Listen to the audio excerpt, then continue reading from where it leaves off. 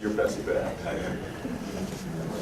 Last July, I received an email from a gentleman most of you know, Barry Zimmerman, saying, I met this guy, David Brooke, and it seems like a pretty interesting character, and I think you should meet him. So I reached out to David, and he was driving back up from California, and so we met one evening at the Starbucks right near my house. And we're both pretty casual. It's a warm day. He's in shorts and a t-shirt, and I was probably dressed even less formally.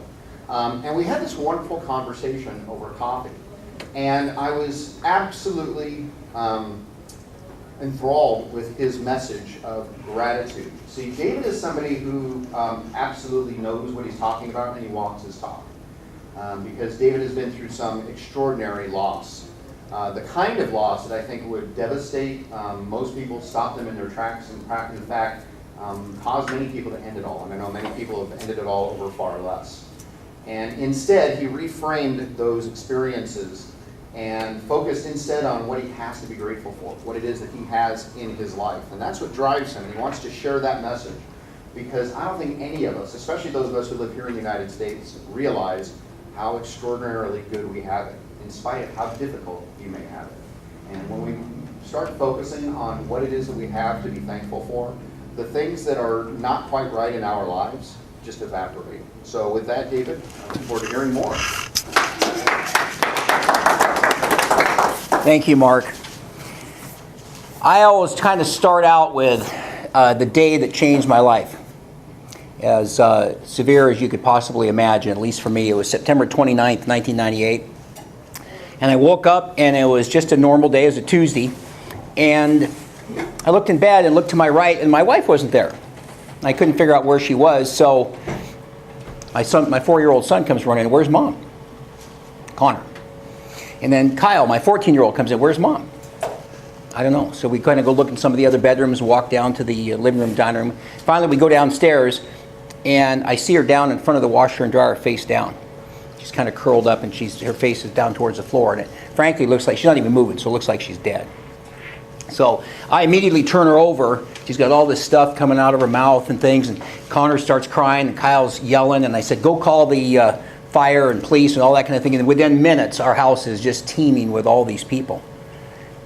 And I think anybody who's ever gone through something that's really traumatic will tell you that time kind of loses all measure.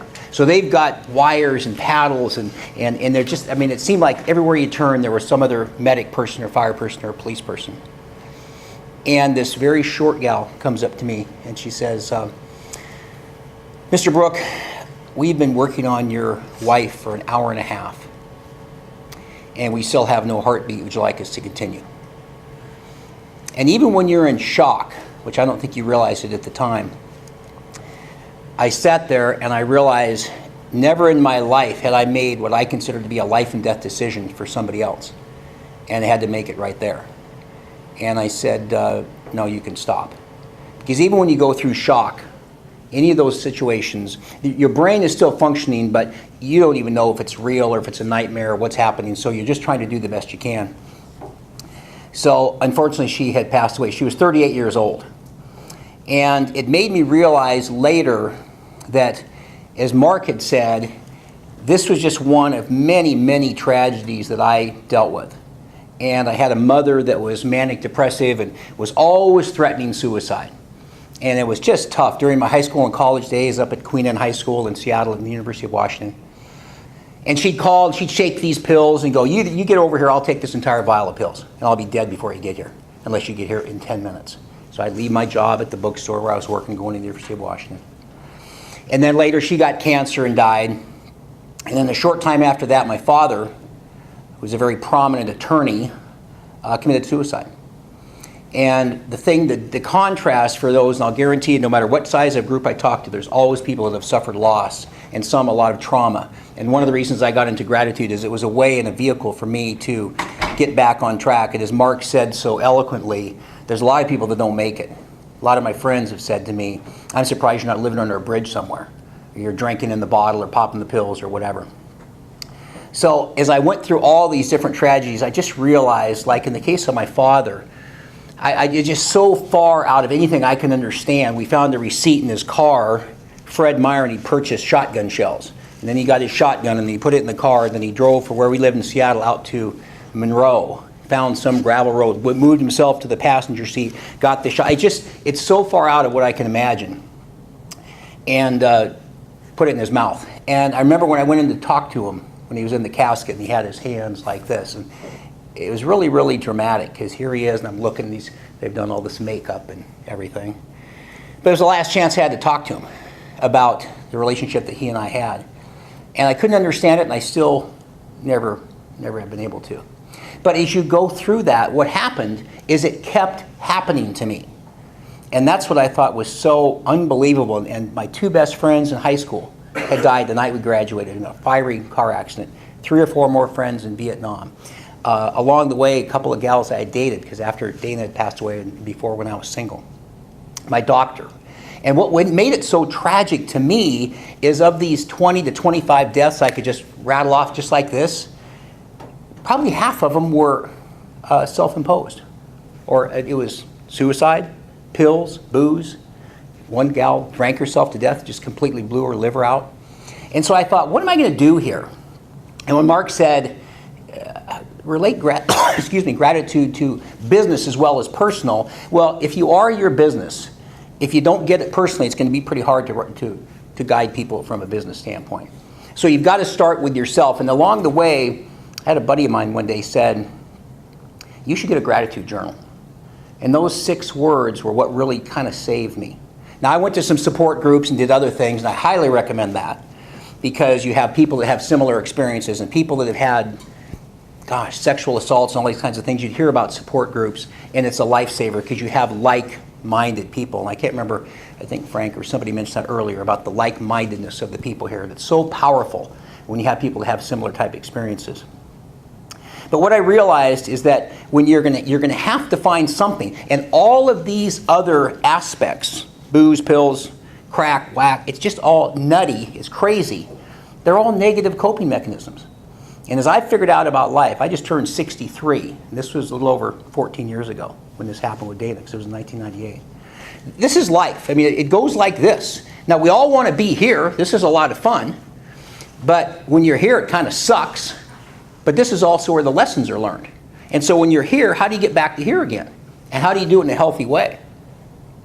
So I did really find gratitude, but I also noticed that there's certain key things, though, you have to do. And we're actually going to do a couple exercises, because I like this to be interactive, and then if we've got time at the end for a couple of questions, we can certainly do that. But it does depend an awful lot on how you look at things. And I think, Frank, was it you and me? Glass half full, glass half empty? It's always so much fun to get a chance to talk to the people before and after that I get to speak to. Now, Quincy and Todd and Eric and Mark are all going, yeah, we've heard this speech before, but you can always pick up a tidbit the second time around. But it really is, and whoever invented that term, glass half full and half empty, I think was really smart, because it is that view. And it's like we were talking about the sun out this morning. I think Brian mentioned that.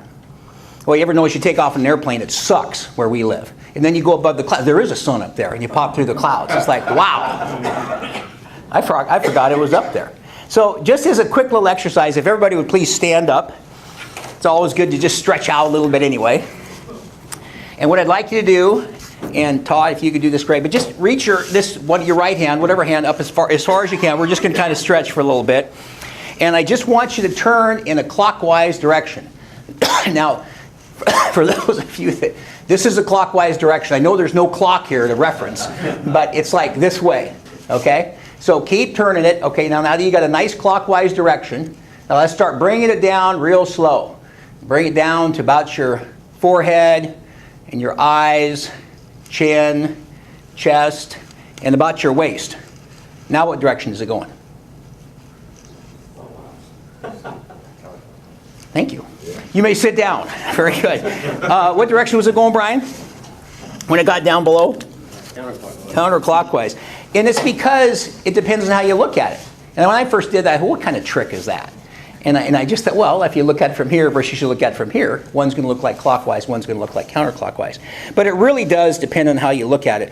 And I think that, for me, what was such a challenge, it was not only all the deaths, but it was everything else that happened as well. And what had happened with Dana, she was addicted to prescription medication. And she got hooked on Vicodin and OxyContin and this kind of thing. And then I get a call one day, and she's been arrested for prescription fraud. I didn't even know what that was. And I guess you take the little pad, you steal it, and you try to write the thing. And I come in here, she is like this, and I'd never seen anybody with handcuffs. I'd never been in a jail before.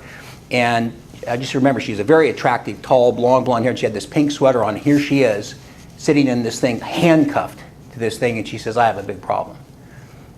And I was just completely baffled by the whole, I didn't even know about it, which makes you even feel worse. But what happened is that we got out of that, but then she went into treatment 3 different times. And it was 2 weeks, or I think 3 weeks each time. And she was 36, 37 at the time. But I always remember what this one doctor said to me. I also mentioned this to Frank earlier as well. And he said, are you David Brooke? Are you Dana's husband? I need to talk to you. Come on in. He sat down. He said, I've been doing this for 35 years. He was probably 60 or so. I just need to let you know what the odds are. He said, see all those people out there? There was Dana. And he's the doctor. They always try to make you feel better. Any of those, I'll guarantee you somebody in this room has gone through this because it's just that widespread. There's a doctor, there's an attorney, he's this, he's that. And it's like they're supposed to make you feel better. Well, frankly, as sad as you are for these other people, all you care about is your loved one. And a lot of us have been touched by this, as I mentioned. So as he says, but he points to Dana and he said, but here's what you need to know. She's part of that group.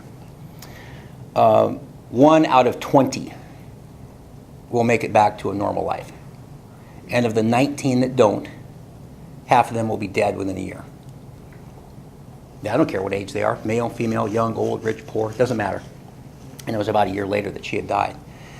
So I started thinking about this 1 in 20, and as gratitude started to come into my life, I thought, what is it about what we do that we don't follow through when somebody says, this is something that's going to be good for you? And I'm going to give away a gratitude journal. I did a book I did recently we're going to give away also, to kind of prime the pump, to get people really excited about how this can change your life. And for me, it not only changed my life, but it really saved my life. And again, I'll talk about that in just a little bit. But what I found so interesting is that 1 in 20, when I had this business, I'd left Nordstrom and started my own business and built it all up. It was an auto detail business. And I took it from nothing to about 350 cars a month, 15 guys. It was very exciting. We were on course to do $500,000 a year by our 5th or 6th year. So I had this one little gal come up to me once, and she had worked for me. And neat gal, but I think she had some challenges in her life. I think she might have been a stripper, or just maybe her parents may have been abused. I'm not quite sure, but I know she had kind of a tough life. But I was preaching the 1 in 20 back then, as I was even before that. And she goes, I'm going to be the one, I'm not going to be the 19. I promise you. And then she comes up to me one day and she goes, well, I'm pregnant by one of your guys here. I went, okay. So she goes, well, I'm going to have the baby though, and you just watch. I'm going to be your star. I prove to you I can make it, and I can be that one, because you're always saying that. So she leaves and says, I'm going to move to Texas, and I'm going to change my life, and I'm going to go down there with my mother, and I'm going to have my baby and get my mother to help me raise it and turn everything around. You watch. I'll be one of you can talk about me in speeches you do someday. So about 9 months later, a year later, I get a call, and it's Tracy. And I'd kind of forgotten. And she says, Dave, it's Tracy. And I kind of, oh, sure. She says, well, I wanted to report back and tell you what happened to me. I did what you told me. I went, well, that's fantastic. And she says, well, I had my baby, just as I told you. I'm here with my mom. I went, great. And she says, his name is Bobby. I think it was Bob or Bobby. That's fantastic. And she goes, and the best thing is I turned my life around just like you told me I should do, and I'm going to make you proud of me. And I have a new boyfriend in my life. In fact, he's the love of my life. That's fantastic. What's his name? Jack. What's Jack do? Well, he's on work release right now. And I can remember I think we still had phones before cell phones. And I couldn't say anything except, good luck, Tracy, and I hope you do well. But it takes a lot. Somebody once told me, if you want to change your life, change your life. It's pretty simple.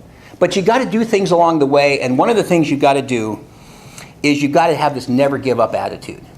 And I look at so many people who have never given up, and there's tremendous stories out there of, I hope I have it right, but the Walt Disneys of the world that went to hundreds and hundreds of banks to finance a place called Disneyland.